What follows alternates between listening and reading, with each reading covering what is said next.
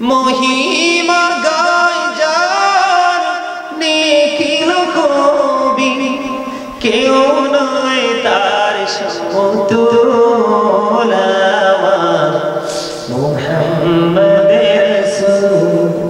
নীরবধারার গুলমাগে যেন একটি ফোঁটা ফুল আমার মুহাম্মদের রাসূল। নিখিলের চির সুন্দর সৃষ্টি মুহাম্মদের রাসূল মুহাম্মদের রাসূল। প্রিয়রা নবীজি এলো দুনিয়া, হাসিল নিখে আলোক আভায়। প্রিয়রা নবীজি এলো দুনিয়া, হাসিল নিখে আলোক আভায়। পুলক লাগিল তরুলতায়, খুশিতে সবাই খুশি গো আমার মুহাম্মদের রাসূল। নিখিলের চির সুন্দর সৃষ্টি আমার মুহাম্মদের রাসূল। থেকে আপনাদেরকে কিছু কোরআন এবং হাদিস থেকে কিছু তথ্য দিব বন্ধু, যেন আপনারা আমার বিবেকটাকে আমরা প্রসারিত করতে পারি। আমার দিকে তাকান। আবু বকর সিদ্দিক রাদিয়াল্লাহু তাআলা আনহু, আল্লাহর হাবিব সরকারে মদিনা তিনি বলে দিয়েছেন, আমার নবী বলে দিয়েছেন, পৃথিবীর বুকে নবী যখন কদম মোবারক বাড়িয়ে দিয়েছেন, যতদিন পৃথিবীর বুকে নবী দ্বীনের দাওয়াত দিয়েছিলেন, বেঈমান কাফের মুশরিকদেরকে বন্ধু দ্বীনের দিকে দাওয়াত দিয়ে দিয়ে তিনি দ্বীনের সুশীতল ছায়াতলে নিয়ে এসেছিলেন। আমার নবীজির পবিত্র জবান মোবারক দ্বারা তিনি বলেছেন, আবু বকরের সম্পদ আমার যত উপকারে এসেছে, আর কারো সম্পদ আমার তো উপকারে আসেনি। জোরে জোরে বলুন আল্লাহু আকবার। আবু বকর সিদ্দিক রাদিয়াল্লাহু তাআলা যখন শুনতে পেলেন আবু বকর সিদ্দিকের সম্পদ নবীজির যত উপকারে এসেছে, নবীজি বলেছে আর কারো সম্পদ আমার এত বেশি উপকারে আসেনি। এই কথা শুনতে দেরি আবু বকর সিদ্দিক রাদিয়াল্লাহু তাআলা একটা ডাক দিয়ে বলল, ইয়া রাসূলুল্লাহ, ইয়া হাবিবাল্লাহ, নবী গো, ও প্রাণের নবী, আমি এবং আমার সব সম্পত্তি আপনার। তার মানে আমার জীবনটা আমি আপনার জন্য বরাদ্দ রেখেছি। আমার যত দৌলত, আমি দৌলত গুলো পর্যন্ত আপনার জন্য বরাদ্দ রেখেছি। জোরে জোরে বলেন না সুবহানাল্লাহ। এটা কি আবু বকরের প্রেম কিনা নবীর সঙ্গে? জোরে বলেন না প্রেম কিনা? আর নবীর সাথে প্রেম করেছে কি জন্য? আল্লাহর সন্তুষ্টির জন্য। নবী ছাড়া আল্লাহ পাওয়া যাবে না। নবীকে মান্য না করে আল্লাহকে ডাইরেক্ট মানলে সেটা মানা হবে না, আর আল্লাহর দরবারে সেটা গ্রহণযোগ্য হবে না। বন্ধুরে আমার, মা আয়েশা সিদ্দিকা রাদিয়াল্লাহু তাআলা আনহা থেকে হাদিস কানে বর্ণিত, হাদিস কানে এসেছেন তিরমিজি শরীফের মধ্যে। আমার নবী বলেছেন, যদি কোন সম্প্রদায়ের মাঝে আবু বকর সিদ্দিক রাদিয়াল্লাহু তাআলা উপস্থিত থাকতেন, আমার নবী বলেছেন আবু বকর ছাড়া অন্য কেউ ওই সম্প্রদায়ের ইমাম হওয়া সমীচীন নয়। জোরে জোরে কন্যা সুবহানাল্লাহ। আপনি বুঝতে পারছেন? আমি एग्जांपल দেই। যেমন ধরেন আপনাদের এইখানে আমরা যারা উপস্থিত আছি, কি আছে? আমরা যারা এখানে উপস্থিত আছি, এখন যদি ইমামতির প্রয়োজন হয়, আপনারা আজকের জন্য কাকে বরাদ্দ করবেন? Thank you so much. Absolutely right answer. আজকের জন্য সিপ, ঠিক কিনা বলেন? গেস্ট কে? গাজী সুলাইমান আল কাদরি, ঠিক কিনা বলেন? আপনার ইমাম সাহেব আসলে বলবেন, হুজুর আজকে আপনি নামাজটা পড়াইন না, মেহমান এসেছে, ঠিক কিনা বলেন? এটা কি একটা সম্মান না? স্পেশাল কি রেসপেক্ট, ঠিক কিনা বলেন? তেমনি ভাবে আমার নবী বলেছে, আবু বকর এত দামি রে, আবু বকর বন্ধু এতটা সম্মানের অধিকারী, আবু বকর এতটা মর্যাদার অধিকারী বন্ধু। আমার নবী বলেছেন, কারো মাঝে যখন আবু বকর উপস্থিত থাকে, তখন অন্য কারো ইমামতি করা কি নয়? ঠিক নয়। জোরে জোরে করেন আল্লাহু আকবার। আবার সুবহানাল্লাহ। নবীজি বলেছেন, আমি যখন মানুষের কাছে দ্বীনের দাওয়াত নিয়ে যাইতাম, আমাকে নিয়ে মানুষের মধ্যে কনফিউশন ছিল। কি ছিল? কনফিউশন ছিল, মানে টেনশন ছিল। নবীজিকে অনেকে জাদুঘর বলেছে কিনা? কথা বলেন। বন্ধুরে আমার, হযরত ওমর রাদিয়াল্লাহু তাআলা আনহু থেকে হাদিস কানা বর্ণিত, তিনি বলতেছেন, আমার নবী বললেন, খন্দক যুদ্ধের পূর্বে তাদেরকে দ্বীনের জন্য দান করার জন্য বললেন। হযরত ওমর মনে মনে চিন্তা করলেন যে আমার জীবনে কোনোদিন আবু বকরকে হারাতে পারিনি, আজকে সুযোগ এসেছে, আজকে দানের মাধ্যমে আবু বকরকে হারানোর চেষ্টা করব। বন্ধুরে আমার, এবার হযরত ওমর রাদিয়াল্লাহু তাআলা আনহু কি করলেন? তিনি কি করলেন? ওনার যে দৌলত ছিল, অর্থ ছিল, তা থেকে তিনি অর্ধাংশ নবীজির কাছে নিয়ে আসলেন। আমার নবীজির কাছে নিয়ে আসার পরে এবার আমার নবীজি একটা ডাক দিয়ে বললেন, তুমি কতটুকু এনেছো এবং কতটুকু তোমার ফ্যামিলির জন্য রেখে দিয়ে এসেছো? এবার ওমর রাদিয়াল্লাহু তাআলা আনহু ডেকে ডেকে বললেন, আমি অতটুকু পরিমাণ রেখে এসেছি, অর্ধেক আমি আপনার কাছে নিয়ে এসেছি, আর অর্ধেক আমি আমার ফ্যামিলি পরিবারের জন্য রেখে এসেছি। এবার বন্ধু, আপনার আমার প্রাণের নবী হযরতে আবু বকর সিদ্দিক রাদিয়াল্লাহু তাআলা আনহুকে যখন বললেন, আবু বকর ডাক দিয়ে বললেন, আমার কাছে যা আছে সব আমি নিয়ে এসেছি। কয়, তোমার ফ্যামিলি পরিবারের জন্য কি রেখে এসেছো? এবার আবু বকর সিদ্দিক রাদিয়াল্লাহু তাআলা আনহু ডেকে ডেকে বলে, আমি আমার ফ্যামিলি পরিবারের জন্য আমি আল্লাহ এবং আল্লাহর হাবিবকে রেখে এসেছি। জোরে জোরে বলুন না সুবহানাল্লাহ। অর্ডার করেছেন কে? অর্ডার করেছেন রাসূল, দৌলত নিয়ে আসেন। এই হযরত ওমর চিন্তা করতেছে, জীবনে কোনোদিন আবু বকরকে হারাতে পারেনি, আজকে হারাতে পারবো। ও বন্ধু, ওমর অর্ধেক নিয়ে আসলেন, আর আবু বকরের যা ছিল সব নিয়ে আসলো ফ্যামিলির জন্য, আল্লাহ এবং আল্লাহর হাবিবকে রেখে আসলেন। এবার ওমর ডেকে ডেকে বলছে, আমার মনে হয় আমার জীবনে কোনোদিন আবু বকরকে হারাতে পারবো না। জোরে জোরে বলুন না সুবহানাল্লাহ। বন্ধুরে আমার, আবু বকর এমন একজন সাথী আমার নবীর, যিনি হাউজে কাউসারেও নবীর সঙ্গী। জোরে জোরে বলুন না সুবহানাল্লাহ। যার জন্য জাহান্নাম বরাদ্দ, যার জন্য জান্নাত বরাদ্দ, যার জন্য জাহান্নাম পুরোপুরি 100% নিষিদ্ধ। আপনারা জানেন হিজরতেও নবীর সঙ্গে কে ছিলেন? আর জোরে, হিজরতে কে ছিলেন? আবু বকর। এমন একজন সাহাবী, এমন সম্মান, এমন মর্যাদারে বন্ধু তার। ও বন্ধু, কেমন করে বলবো, যখন গুহার মধ্যে বন্ধু আবু বকর ঢুকলেন, নবীজি আবু বকরের উপর মাথাটা রেখে, মাথা মোবারক রেখে তিনি তন্দ্রাচ্ছন্ন হয়ে গেলেন। আবু বকরের পায়ের মধ্যে বন্ধু সাপ সবল মারলো, সাপের বিষের যন্ত্রণায় সমস্ত শরীরটা বন্ধু কালো হয়ে গেল, কম্পন শুরু করলো। তারপরেও নবীজির ঘুম ভাঙায় না। জোরে জোরে বলুন না সুবহানাল্লাহ। বন্ধু, হযরত ওমরের জীবনে এত আমল করেছে, গণনা করলে আকাশের তারার চাইতেও বেশি হবে। কিন্তু আমার নবী বলে দিয়েছেন, হযরত ওমরের জীবনের আমল আকাশের তারার চাইতেও যদি বেশি হয়, ওই হিজরতের রাত্রের যে কিছু মুহূর্তের প্রেম নবীজির সঙ্গে করেছিল, আবু বকরের ওই প্রেমের চাইতে কখনোই উপরে যেতে পারে না। জোরে জোরে বলেন না সুবহানাল্লাহ। আরেকটু মহব্বতে বলুন সুবহানাল্লাহ। বন্ধুরে আমার, আমি আপনাদেরকে বলছি, প্রাণের নবীর ভালোবাসা। বলে, হুজুর, নবীজির সঙ্গে আবু বকর, ইসলামের প্রথম খলিফা আবু বকর, সর্বপ্রথম ইসলাম গ্রহণ করেছে আবু বকর, যার জন্য জান্নাত বরাদ্দ, যার জন্য জাহান্নাম টোটালি নিষিদ্ধ হয়ে গেছে। ওই ব্যক্তি, ওই সাহাবী নবীজির সঙ্গে সাপ কি চিনল না? এখানে আরো বড় রহস্য বন্ধু লুকায়িত আছে, আমি আপনাদেরকে বলে দিতে চাই। রহস্যটা হলো, সাপ আবু বকরের পায়ে সবল মারার কারণ হলো, কামড় দেওয়ার কারণ হলো বন্ধু, সাপটা বলতেছে, রে আবু বকর, যে সবগুলো জামা ছিঁড়ে ছিঁড়ে সবগুলো গর্ত ফিল আপ করে দিল, একটা এখনো পর্যন্ত ফিল আপ করতে পারে না, একটা এখনো পর্যন্ত অবশিষ্ট হয়ে গেল।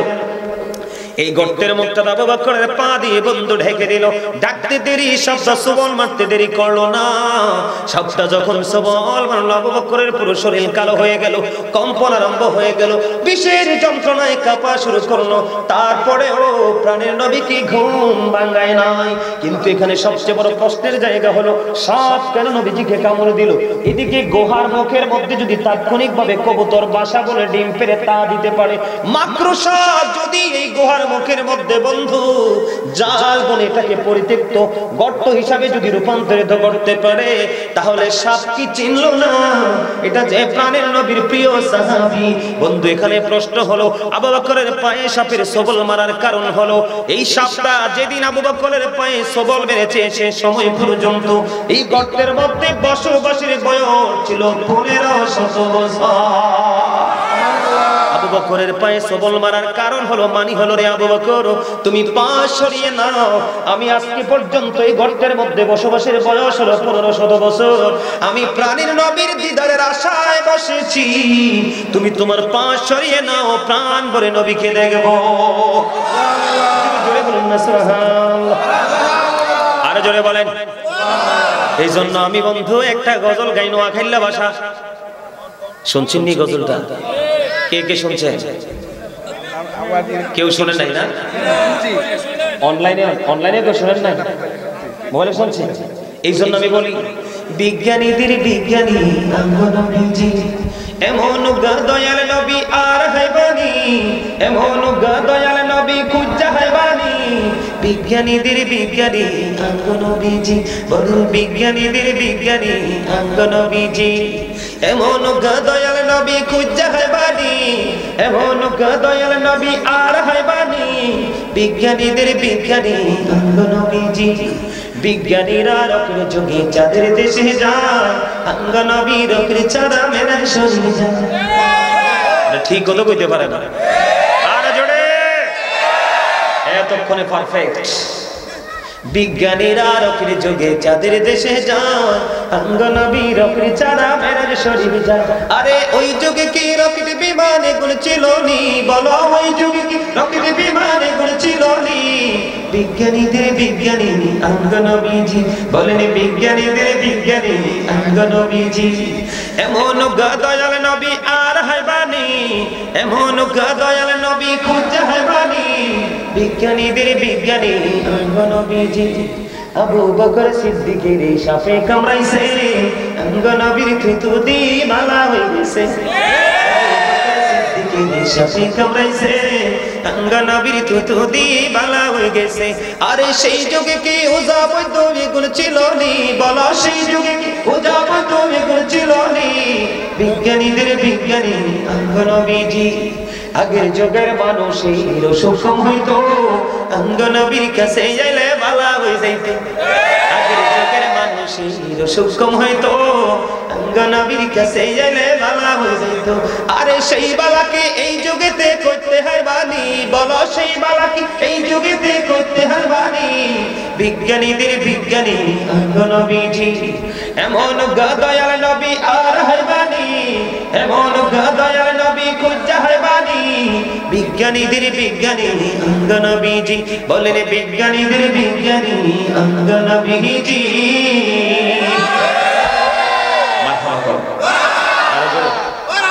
মোহাম্মদ বলেন মারহাবা, আর জোরে মারহাবা। এই আপনারা পিছনে বসে রয়েছেন কেন? সামনে সোফা আছে, চেয়ার আছে, সামনে আসেন, আসেন সামনে আসেন, আসেন। ওই যে ওদিকে একজন মুরব্বী আছে, ওনাকে বলেন এদিকে এসে বসেন, সিট খালি আছে উপরে বসবেন। নিচে বসে রয়েছেন কেন? সোফা খালি, আপনারা নিচে বসে আছেন, আসেন আসেন, এদিকে পিছনে আসেন। আলহামদুলিল্লাহ বলেন। এখানে কি ওয়াজ আছে না? ঈমানকে মজবুত করার প্রক্রিয়া আছে না? আমাদের দেশে কত রঙের কথা এখনকার যুগের মানুষ কয় নবীর নিয়া, ঠিক না? তো যে যাই বলুক ভাই, আমি আমার সোনার হরিণ চাই। আল্লাহ কয় ওরা ফানা লেখা লিখো। এটাকে কি উল্টানোর কোন সুযোগ আছে? রাসূল বললেন, ক্বালা আইয়ুকুম মিথলি, তোমরা কে আছো আমার মতো? রাসূল এটা চ্যালেঞ্জ করছে না? কথা বলেন না কেন? এটা কি চ্যালেঞ্জ না? কত রঙের বক্তব্য আমরা শুনি, সাবধান। কি চমৎকার প্রেমের নিদর্শন, ঠিক না? খবর কি ভালো লাগে? আবু বকরের দাম কেন বাড়ল? নবীকে ভালোবাসার কারণে। নবীকে ভালো যে বাসিনি সে হয়ে গেছে জাহান্নামী, ঠিক কিনা বলে? নবী কেমন জানে? হযরত আলী তিনি বললেন, মক্কায় থাকা অবস্থায় আমি নবীজির সফর সঙ্গে হলাম। পথ যখন অতিক্রম করতে শুরু করলাম, আমি নিজে কানে শুনেছি গাছপালা, তরলতা এবং পায়ের নিচে পৃষ্ঠ যে পাথর গুলো রে, ওই পাথর পর্যন্ত নবীজিকে সালাম দিয়েছে। আর জোরে কন্যা সুবহানাল্লাহ। ওই নবীজির উম্মত, হাদিসে কুদসির মধ্যে এসেছে, আমার আল্লাহ জানিয়ে দিয়েছেন, আমি আমার হাবিবকে এত সুন্দর করে বানাইছি, সৃষ্টির মধ্যে আর কোনো কিছুকে এত সুন্দর করিনি। বন্দরে আমার হযরত জাবির ইবনে সামুরা রাদিয়াল্লাহু তাআলা তিনি বলেন, আমার নবী পূর্ণিমার রাতে চাদর মুড়ি দিয়ে শুয়ে আছে, চাদর মুড়ি দিয়ে শুয়ে আছে। তিনি বলতেছেন, আমি একবার তাকাইলাম পূর্ণিমার চাঁদের দিকে, আরেকবার তাকাইলাম প্রাণের নবীজির নূরানি চেহারা মোবারকের দিকে। একবার আমি তাকাইলাম পূর্ণিমার চাঁদের দিকে, আরেকবার আমি তাকাইলাম প্রাণের নবীর নূরানি চেহারা মোবারকের দিকে। আমি চাইয়া দেখলাম রে, আমার নবী পূর্ণিমার চাঁদ চাইতেও সুন্দর। আর জোরে বলুন না সুবহানাল্লাহ, আর জোরে বলুন সুবহানাল্লাহ। বন্ধুরে আমার বলতে চেয়েছিলাম, আবু বকর সিদ্দিক রাদিয়াল্লাহু তাআলা সব আবু বকরের পায়ে সবল দিয়েছিল শুধুমাত্র পাটা সরানোর জন্য। আবু বকরকে সাপের বিষ দিয়ে ধ্বংস করার জন্য নয়। আমার নবীজির বরকতময় থুতু মোবারক দিতে দেরি, আবু বকরের বিষ চলে যেতে দেরি হয় না। আরে জোরে বলুন না সুবহানাল্লাহ। বন্ধুরে আমার মা আয়েশা সিদ্দিকা রাদিয়াল্লাহু তাআলা তিনি বলতেছেন, তিরমিজি শরীফের মধ্যে সে হাদিস খানা। বন্ধুরে আমার নবী যখন অসুস্থ হয়ে গেলেন, আমার নবী ডেকে ডেকে বললেন, আয়েশা রে, তোমার বাবাকে আমার কাছে আসতে বলো, আমার কাছে কলম দাও, আমি একটা চিঠি লিখে দেই। ইয়া রাসূলুল্লাহ, ইয়া হাবিবাল্লাহ, কি চিঠি লিখবেন গো নবী? কি চিঠি আপনি লিখে দেবেন? তোমার ভাইকে ডাকো, আবু বকরকে ডাকো, তোমার বাবাকে ডাকো, আমি চিঠি লিখে দেব।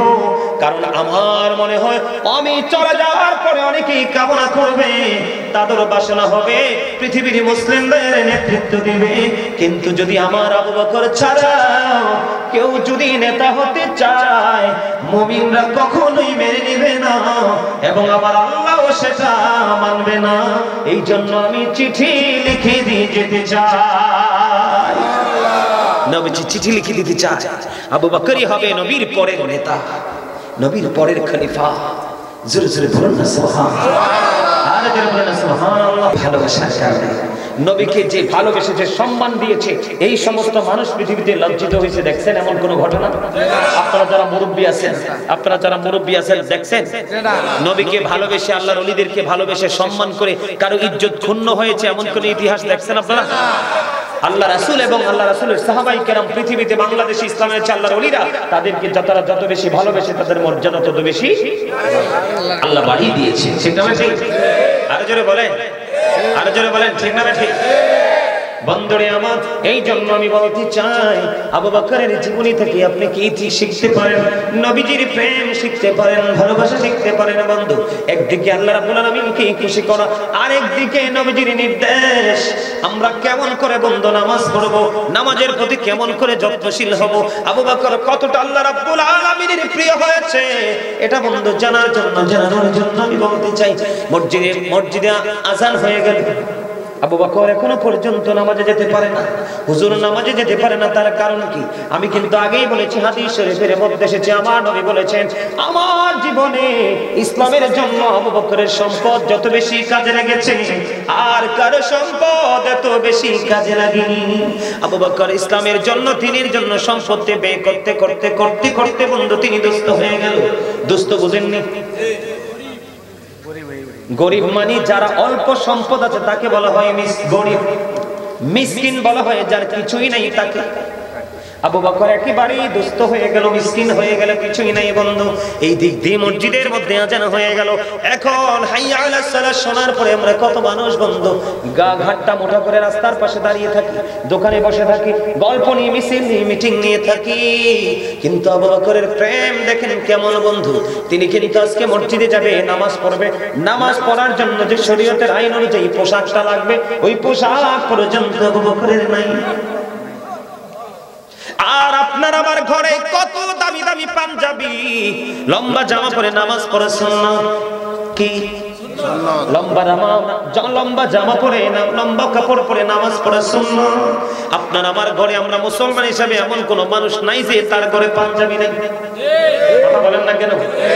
যে গরিব হয়তো তার ঘরে নরমাল কাপড়, যে মধ্যবিত্ত পর্যায়ের কাপড়, যে সর্বোচ্চ পর্যায়ে তার কাছে সবচেয়ে দামি কাপড় কিন্তু পাঞ্জাবি আছে, এটাই সত্য। কিন্তু বন্ধু নামাজের ক্ষেত্রে পাঞ্জাবি পড়ো না। নবী নয় এর জন্য বলেছে, হাদিস শরীফের মধ্যে এসেছে,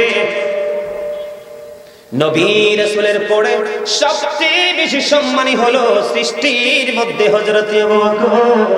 এই শ্রেষ্ঠ মানুষের শ্রেষ্ঠ সাহাবী, শ্রেষ্ঠ খলিফা পাওয়ার দেখেন বন্ধু, ওনার আদব দেখেন, প্রেম দেখেন।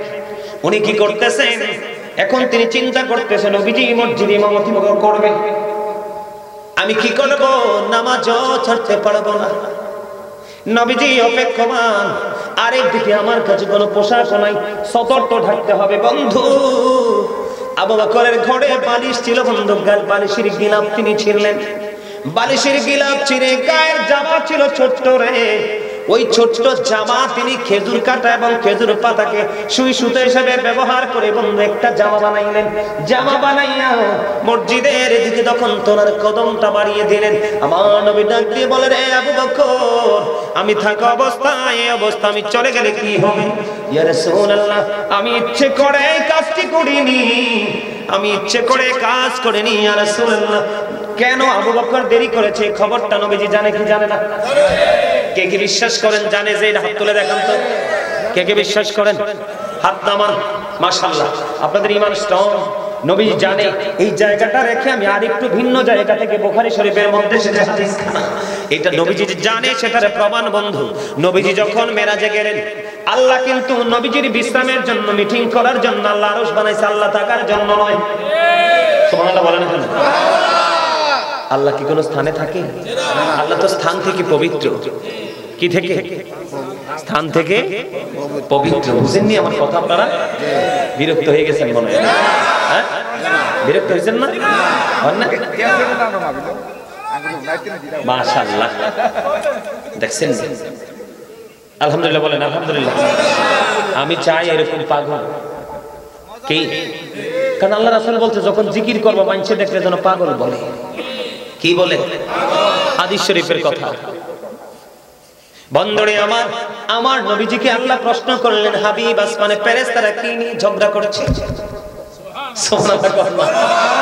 কি আল্লাহ প্রশ্ন করছে আল্লাহর হাবিব কি কোন দিন? মেরাজের রাত্রিতে, আল্লাহর আরশে যাওয়ার পরে। আল্লাহর হাবিব এবং আল্লাহর যখন সরাসরি দিদার হলো, হাবিব, আসমানে ফেরেশতারা কি নিয়ে ঝগড়া করছে? এবার আমার নবী ডাক দিয়ে বলেন, আল্লাহ আপনি তো ভালো জানেন। বলতে দেরি রে, আল্লাহ রাব্বুল আলামিনের চাচা একটু এদিকে আগান। আল্লাহ রাব্বুল আলামিন, আমি আপনাদেরকে প্র্যাকটিক্যালি দেখাচ্ছি, যদি ওইটার মতো আমারটা হবে না বেয়াদবি, তারপর আপনাদেরকে বোঝানোর জন্য একটু সময়। হাদিস শরীফের মধ্যে এসেছে, আল্লাহ রাব্বুল আলামিনের কুদরতি হাত আল্লাহর হাবিবের দুই কাঁধের মধ্যখানে এইভাবে রাখলো। আমার নবী বলতেছেন, আল্লাহর কুদরতি হাতের ছোঁয়া যখন আমার দুই কাঁধের মধ্যখানে যখন লাগলো, আমার বুক পর্যন্ত প্রশান্তি চলে আসলো। আমি তখন দুনিয়ার শুরু থেকে শেষ পর্যন্ত, সৃষ্টির শুরু থেকে শেষ পর্যন্ত যা কিছু আছে আমি নবী স্পষ্ট দেখে নিয়েছি। যেমনি ভাবে একজন মানুষ তার হাতের তালুটাকে স্পষ্ট দেখতে পায়, এটাকে যারা বিশ্বাস করবে না তাদের ঈমান নাই। কি নাই? ঈমান নাই। কারণ নবীকে বিশ্বাস এবং ভালোবাসা 100% থাকতে হবে। কারণ এই বিশ্বাস, শ্রদ্ধা, ভালোবাসা আমরা উম্মত হিসেবে আমাদের জন্য ফরজ। কি এই জন্য বলছি, আবু বকর কেন দেরি করেছে এটা নবী জানে কি জানে না? যদি দুজনের মধ্যে কথাই না হতো, তাহলে ইতিহাস লেখা হতো না। ঠিক কিনা বলে? কখনোই কি হতো না? লিপিবদ্ধ হতো না। এবার বন্ধু কি করলেন? আমার নবীজি নামাজ শেষ করলেন। নামাজ শেষ করে বন্ধু প্রাণটা খুলে দোয়া করে দিলেন।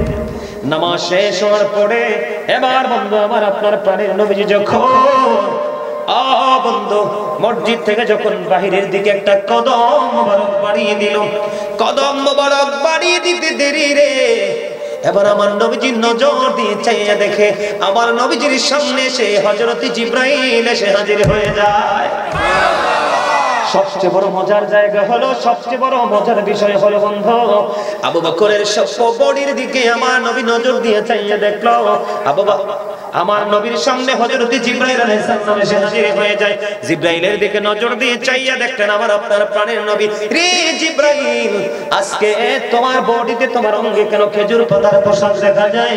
এবার জিবরাইল ডেকে ডেকে বললেন, ইয়া রাসূলুল্লাহ, ইয়া হাবিবাল্লাহ, নবী গো, আপনি আপনার আবু বকরের দিকে নজর দিয়ে চাইয়া দেখেন, দান করতে করতে একেবারে দুস্থ হয়ে গেছে, আজকে পোশাক পর্যন্ত নামাজ পড়ার জন্য নাই গো। খেজুর পাতা এবং খেজুর কাঁটাকে সুই সুতা হিসেবে ব্যবহার করে জামা বানাইয়া নামাজ পড়তে আল্লাহর কুদরতি কদমে সেজদা দিতে চলে এসেছে। আমার আল্লাহ এত বেশি খুশি হয়েছে, আমার আল্লাহ সমস্ত আসমানের ফেরেশতাদেরকে ডেকে ডেকে বললেন, রে ফেরেশতারা, আজকে আমার আবু বকরের সম্মানার্থে তোমরা সবাই খেজুর পাতার পোশাক পরো। কেউ যদি আপত্তি করো, আমি তাহলে ফেরেশতাদের দপ্তর থেকে নামাইতে বাধ্য হব।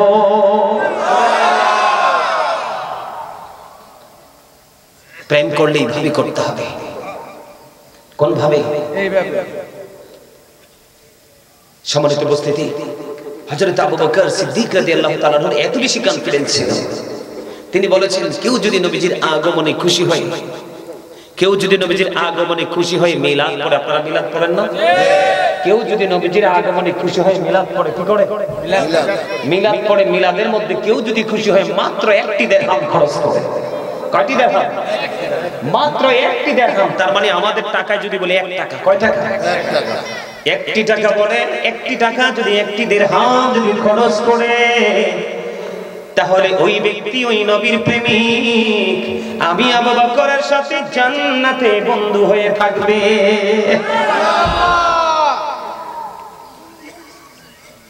কথা বললেন না? কি হয়েছে কোনায়? আমি কি মনে করছো ওয়াজে করি? চোখ দুইটা তো মুসল্লিদের দিকে। চোখ দুইটা কোথায়? দুষ্টামি করা যাবে না। যাবে দুষ্টামি করা? আর জোরে বলেন, দুষ্টামি করা যাবে? নবীকে ভালোবাসার দরকার আছে না নাই? আর জোরে বলেন।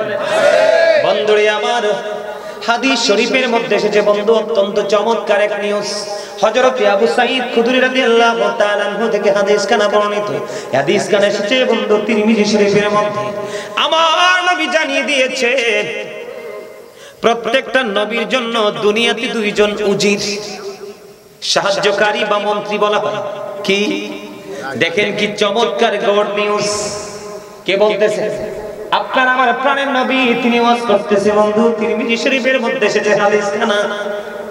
আমার নবী বলেছেন, প্রত্যেকটা নবীর জন্য দুনিয়ায় 2 জন মন্ত্রী, দুনিয়ায় 2 জন মন্ত্রী এবং আসমানেও 2 জন মন্ত্রী সাহায্যকারী বা উজির আছে। আমার নবী বললেন, আমার জন্য দুনিয়ায় 2 জন উজির, হযরত আবু বকর এবং হযরত ওমর। জোরে জোরে সুবহানাল্লাহ। কে বলতেছে? আল্লাহ। আল্লাহর হাবিব সরকারে মদিনা ইমামুল মুরসালিন তিনি বলতেছেন, পৃথিবীর বুকে আমার 2 জন মন্ত্রী, আমার 2 জন সাহায্যকারী এবং আমার 2 জন উজির। একজন হলো হযরত আবু বকর, আরেকজন হলো হযরত ওমর রাদিয়াল্লাহু তাআলা। জোরে জোরে বলুন সুবহানাল্লাহ।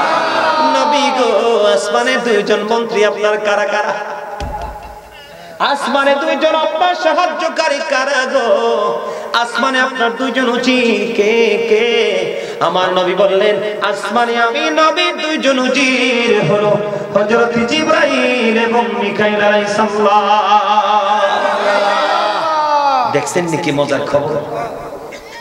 সুবহানাল্লাহ বলেন, আরে জোরে একটা মহব্বত।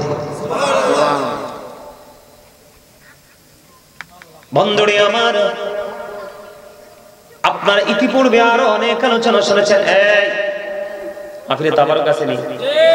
এরে তাবারুক আছে। আমি কিন্তু চিন্তা রাখতেছি যারা যারা কথা কইতেছে, আমি কিন্তু শেষে যারা তাবারুক দিবে তাদেরকে বলবো যে ওরা দুষ্টামি করছে, তাবারুক দিও না। তখন কি করবা? কানতে কানতে বাড়ি যাবা। চুপ থাকতে হইব, চুপ থাকলে তাবারুক পাইবা। ঠিক আছে? ওকে, সবাই চুপ থাকতে রাজি তো? আরো জোরে। নবীজির ভালোবাসা এতটা দামি, আল্লাহ বলেছেন মাইয়ুতির রাসূলা ফাকাদ আতাল্লাহ, হি হু ওবিস দা এবস্টিল ওবিস আল্লাহ। যে ব্যক্তি রাসূলের নির্দেশ মানলো সে যেন আল্লাহর নির্দেশ মানলো। দেখছেন নি পাওয়ার কত দূর? নবীরে মানলে আল্লাহ মানা হয়ে যায়, ঠিক কিনা বলে? নবীকে ফলো করলে হয়ে যায়, অপবিত্র হয়ে যায়। কি হয়ে যায়? অপবিত্র না পাক হয়ে যায়। গোসল করার পরে পবিত্র হয়ে নবীজির প্রেমে পাগল হয়ে উহুদের ময়দানের দিকে দৌড়ালো। বন্ধু, উহুদের ময়দানে গিয়ে তিনি যুদ্ধে শহীদ হয়ে গেলেন। ইন্না লিল্লাহি ওয়া ইন্না ইলাইহি রাজিউন। আবার পিছনে পিছনে হানজালার স্ত্রী দৌড়ে চলে গেলেন। যাইয়া নবীর কাছে বলতেছে, নবী গো, আমার স্বামী কোথায়? আমার নবীজি বললেন, হানজালার স্ত্রী কি তুমি আকাশের দিকে তাকাও। আকাশের দিকে তাকালেন। আকাশের দিকে নজর দেওয়ার পরে আবার চাইয়া দেখে হানজালার লাশ জান্নাতি খাদেমেরা পৃথিবীর বুকে নিয়ে আসছে। হানজালার বিবি গেলেন হানজালা রাদিয়াল্লাহু তাআলা আনহুর কাছে। যাইয়া নজর দিয়ে চাইয়া দেখে রে হানজালা রাদিয়াল্লাহু তাআলা আনহুর দাড়ি বেয়ে বেয়ে পানি বয়ে বেয়ে পড়ছে।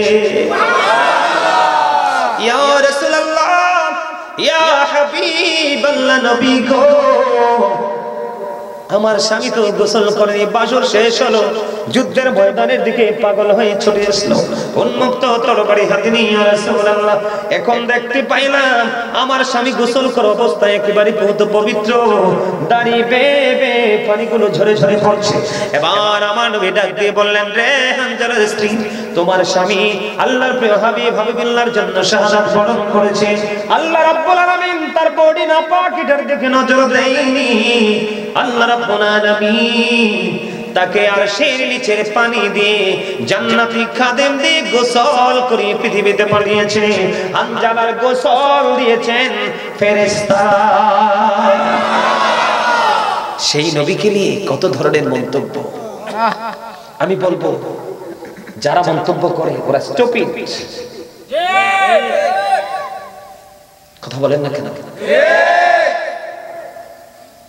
নবী নিয়ে এত সহজে কথা বলা যায় না, নবী নিয়ে এত সহজে মন্তব্য করা যায় না। কি করা যায় না? নবী নিয়ে এত সহজে মন্তব্য করা যায় না, এত সহজে নবী নিয়ে ভাবা যায় না। ভাবতে হলে ভাবার মতো মেন্টালিটি লাগবে। আপনার সারা জীবন আপনি গবেষণা করেন রাসূল নিয়ে, উনি এমন একজন নবী, সারা জীবন গবেষণা করলে মৃত্যু পর্যন্ত শেষ হবে না। এটা হলো কুল কিনারাহীন এক মহাসমুদ্রের মতো। লজ্জা লাগে, আমরা মুসলমান হিসেবে নিজেদেরকে দাবি করতে লজ্জা হয়। কেমনি বলে নবী আমাদের মতো? নবীজি কখনো আমাদের মতো হতে পারে? কথা বলেন, পারে? আরে ভাই, এক আসমান থেকে আরেক আসমানের দূরত্ব 500 বছরের রাস্তা। নবীজি ঈশান নামাজ পড়ে উম্মে হানির করে ঘুমন্ত। ফেরেশতা জিবরাইল আসলেন, ডাকলেন, উঠালেন, জমজমের কিনারায় নেওয়া হলো। ওনার ওপেন হার্ট সার্জারি হলো, তার মানে অপারেশন, যেটাকে আমরা আরবিতে বলি বিদীর্ণ। কি বলা? বক্ষ সিনা সাফ করা হলো। কোনো ডাক্তার নাই, কোনো মেডিসিন নাই, কোনো ইনজেকশন নাই, কোনো সেলাই নাই, অটো আবার জাস্ট হয়ে গেল। আপনাকে আমাকে হার্ট সার্জারির পরে, কোনো মানুষকে হার্ট সার্জারি পরে কমপক্ষে 3 মাস তাকে রেস্ট থাকতে হয়, কমপক্ষে 3 মাস।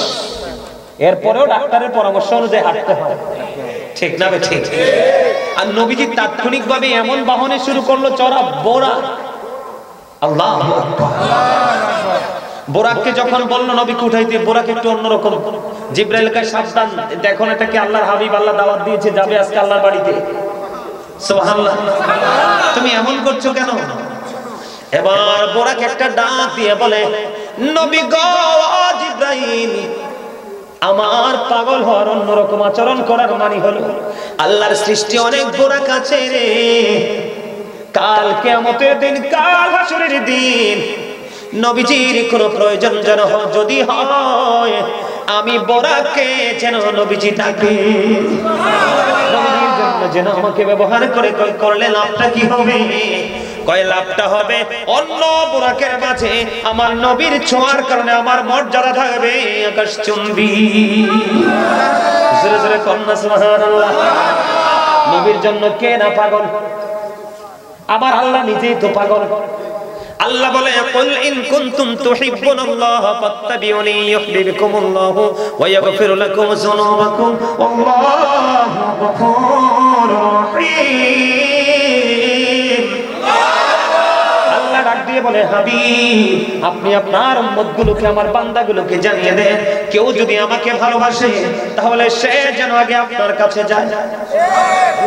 সুবহানাল্লাহ। তো আস্তে লাভ হবে কি? আল্লাহ বলেছেন আল্লাহ উইল লাভ ইউ।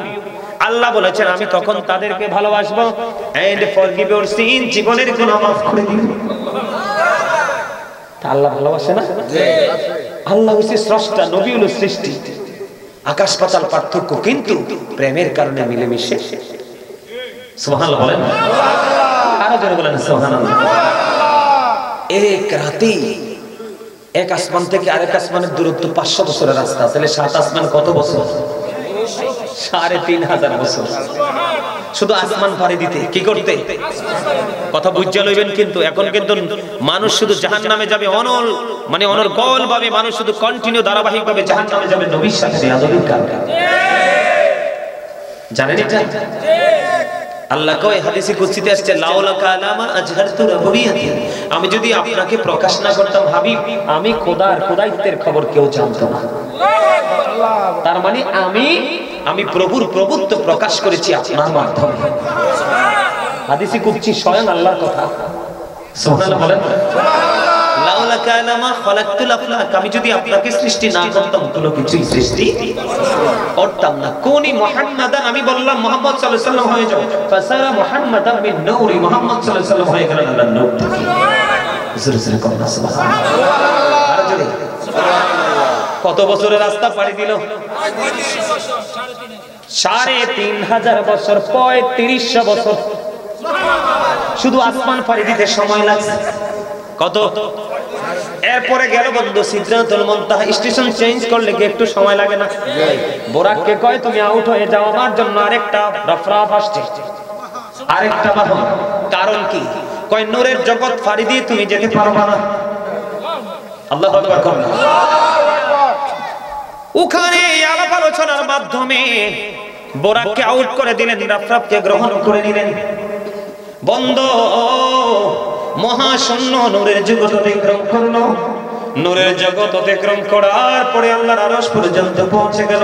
50 ওয়াক্ত নামাজ মুসা নবীর পরামর্শে আল্লাহর হাবিব বারবার আল্লাহর কাছে আসা যাওয়া করতে করতে বন্ধু 45 ওয়াক্ত মাইনাস করে 5 ওয়াক্ত বরাদ্দ দিল।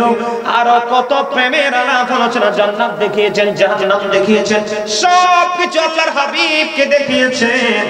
এরপরেও নবীজি ফজরের আগে আবার পৃথিবীতে আসতে সুবহানাল্লাহ। আপনার আমার 14 গোষ্ঠী, 15 গোষ্ঠী, 100 গোষ্ঠী বেচলে এক আসমান ফাড়ি দিতে পারে? কথা কয় না, আর জোরে। আপনারা জানেন কিনা জানি না, এই পৃথিবী থেকে চাঁদ মাত্র 1,40,000 মাইল দূরে। কত? 1969 সনে নীল আর মোস্ট্রং 50 লক্ষ কোটি ডলার ব্যয় করে 2 বন্ধুকে নিয়ে চাঁদের দেশে গিয়ে বিন্দু পরিমাণ বালুকণা নিয়ে ফিরে এসেছিলেন।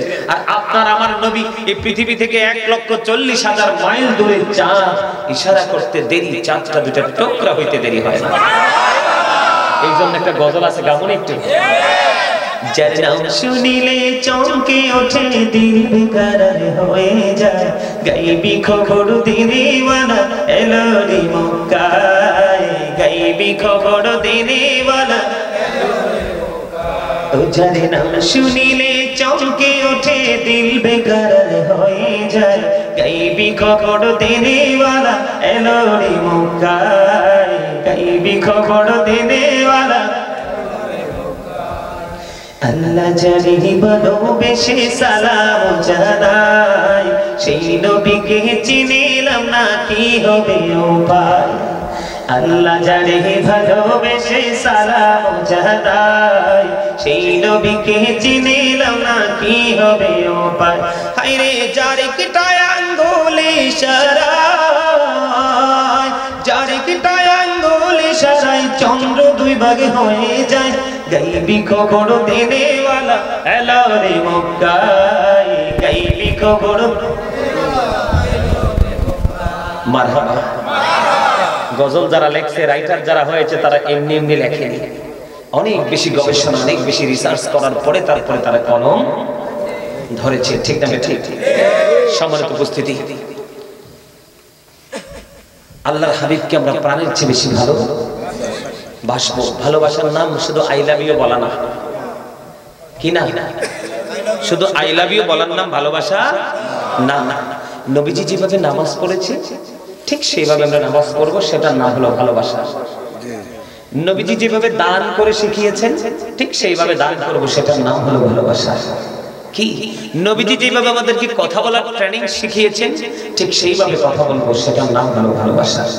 নবীজি যেইভাবে পিতামাতার সাথে আচরণ করতে শিখিয়েছেন সেইভাবে আচরণ করব, সেটার নাম হলো ভালোবাসা। নবীজি যেভাবে শিক্ষা দিয়েছেন কিভাবে হালাল পথে রোজগার করতে হবে, ওই হালাল পথে রোজগার করা যেভাবে নবীজি দেখিয়েছেন সেইভাবে করতে পারলে সেটার নাম হলো ভালোবাসা। আল্লাহ রাসূল মেহমান আসার পরে তাকে যেইভাবে সম্মান করার কথা বলেছেন সেইভাবে যদি সম্মান করতে পারি তাহলে হবে ভালোবাসা। ভালোবাসা কিন্তু মুখে বললে হয় না, কাজের মাধ্যমে এটাকে দেখাতে হবে। ঠিক না ঠিক? আমরা কি কাজের মাধ্যমে দেখাইতে রাজি? আরো জোরে বলেন রাজি? অবশ্যই আমরা কাজের মাধ্যমে সেই ভালোবাসার বহিঃপ্রকাশ ঘটাতে চাই। ঠিক না ঠিক?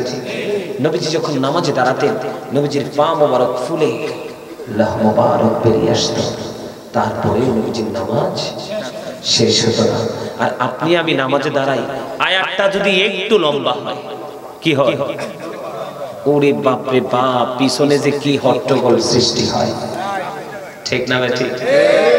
অথচ আলেমরা হচ্ছে পৃথিবীর মধ্যে আল্লাহর দুনিয়া খেরাতে সবচেয়ে দামি মানুষ। সবচেয়ে কি মানুষ? কে বলেছে? আল্লাহ। আল্লাহ কোরআনে একদিকে বলেছে আলেমরা হচ্ছে নবী রাসূলের ওয়ারিস, আরেকদিকে বলেছেন ইন্নামা ইয়াখশাল্লাহা মিন ইবাদিহিল উলামা।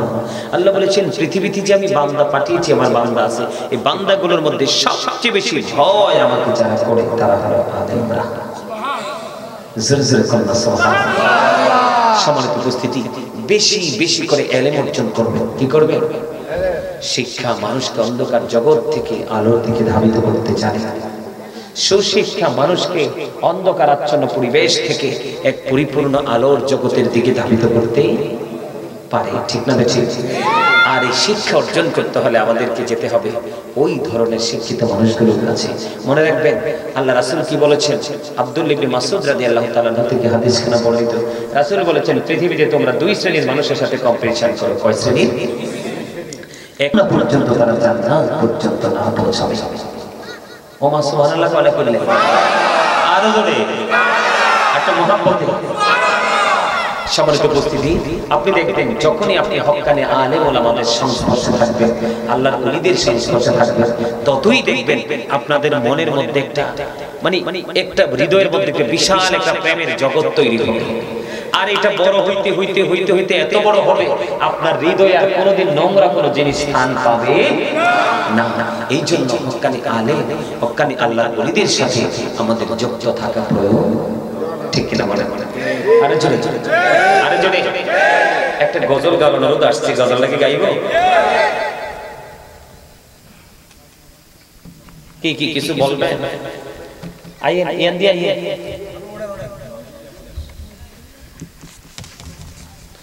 আপনারা নমুনা দেখিয়ে বুঝছি, জামাই যে পণ্ডিত মুজ দেখলে বুঝা যায়।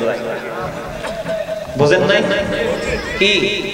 মিয়া আজকে এক বছর না যোগের পর যোগ পার করছি, স্টাইল বসার স্টাইল দেখে বুঝছি যে এনে আরো কিছু কাজ আছে।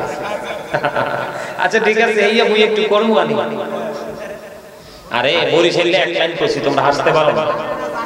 হ্যাঁ কি কর?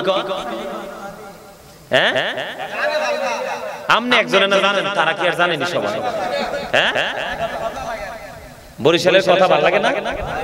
আরে মনু মুই কইতে কইতে এককালে দিন শেষ হয়ে যায়।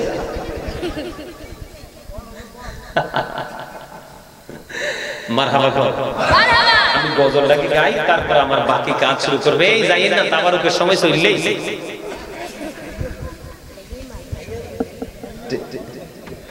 কি কি হইছে? তাবারুকে নেবেন না? যাক, না নিলে ভালো, আমরা সব কুমিল্লা নিয়ে যাবো। আমি গাড়ি পিছনে জায়গা আছে তো, ইচ্ছা মতো নেওয়া যায়, ঠিক না? একটা আমার খুবই প্রিয় একটা গজল, অত্যন্ত মধুময় একটা গজল রাসূলের শানে আমি গাইব, আপনারা আমার সাথে পারলে সুর দিবেন। নিখিলের চির সুন্দর সৃষ্টি মুহাম্মাদের রাসূল, মুহাম্মাদের রাসূল। নিখিলের চির সুন্দর সৃষ্টি মুহাম্মাদের রাসূল, মুহাম্মাদের রাসূল। কলমা কিলো কাদের গুলবাগে যেন গান গেতে বুলবুল আমার, মুহাম্মাদের রাসূল। নিখিলের চির সুন্দর সৃষ্টি মুহাম্মাদের রাসূল আমার। সবাই আধার রাতে সে যে চাঁদের কিরণ মোর সাহারার বুকে সন্ধ্যা বরিশাল। আধার রাতে সে যে চাঁদের কিরণ মোর সাহারার বুকে সন্ধ্যা বরিশাল। নীরব ধরার গুলমাগে যেন একটি ফোঁটা ফুল আমার, মুহাম্মাদের রাসূল। নিখিলের চির সুন্দর সৃষ্টি মুহাম্মাদের রাসূল, মুহাম্মাদের রাসূল। প্রিয়ারা নবীজি এলো দুনিয়া, হাসিল দেখে আলোক আভা। প্রিয়ারা নবীজি এলো দুনিয়া, হাসিল দেখে আলোক আভা। পুলক লাগিল তরুলতা, খুশিতে সবাই খুশি গো আমার, বলে নিখিলের চির সুন্দর সৃষ্টি মুহাম্মাদের রাসূল আমার, মুহাম্মাদের রাসূল। নূরের নবীজি আমার নবী, পূর্ণ করুণা ও প্রেমের ছবি। মহিমা গায় যার নিখিল কবি, কেউ নয় তার সমতুল আমার, মুহাম্মাদের রাসূল। নিখিলের চির সুন্দর সৃষ্টি আমার, মুহাম্মাদের রাসূল আমার, মুহাম্মাদের রাসূল। আর ধরে বললাম মারহাবা। আর একটু মহব্বতে আলহামদুলিল্লাহ। ভালো লাগছে না? নবীর সামনে করলে পাগলেরও ভালো লাগে। আর হ্যাঁ আরেকটা কইতা আচ্ছা বুঝছি আপনারা পারলে আমার সাথে গাইবেন এটা কবি নজরুলের লেখা গাইবেন রাসূল আমার ভালোবাসা রাসূল আমার ভালোবাসা রাসূল আমার প্রেম বিরোধীর মোলালো চোনা রাসূল আমার কাজে করবে অনুপ্রেরণা বলিনি রাসূল আমার ভালোবাসা রাসূল আমার ভালোবাসা রাসূল আমার প্রেম বিরোধীর মোলালো চোনা রাসূল আমার কাজে করবে অনুপ্রেরণা অসহত জীবন যখন দুর্বিষহ লাগে ব্যর্থ এবং পরাজিত স্মৃতিগুলো জাগে তখন তোমার শৈশব কৈশোর জানাই সান্ত্বনা রাসূল আমার কাজে করবে অনুপ্রেরণা বলিনি রাসূল আমার ভালোবাসা রাসূল আমার ভালোবাসা রাসূল আমার প্রেম বিরোধীর মোলালো চোনা রাসূল আমার কাজে করবে অনুপ্রেরণা কত রকম রাজার নীতি প্রজার নীতি দেখলাম দুঃখ হয় রে দুঃখ ছাড়া আর কিছু না পেলাম কত রকম রাজার নীতি প্রজার নীতি দেখলাম দুঃখ হয় রে দুঃখ ছাড়া আর কিছু না পেলাম তখন শুধু মনে পড়ে তখন শুধু মনে পড়ে সোনার মদিনা রাসূল আমার কাজে করবে অনুপ্রেরণা বলেন রাসূল আমার ভালোবাসা রাসূল আমার ভালোবাসা রাসূল আমার কাজে করবে কইতে পারে না হায় হায় রে পারেন না না পারবেন কেমতে ট্রেনিং নেই জোরে জোরে করে মারহাবা আরেকটা গজল গাইতাম মায়ের সাথে তোরা কই পাবি তো আমার মায়ের মতো রে নাই দরদি তোরা কই পাবি তো আমার মায়ের মতো রে নাই দরদি বিজা জাগায় মাই শুয়া শুকনা জাগায় আমায় রাইখা গো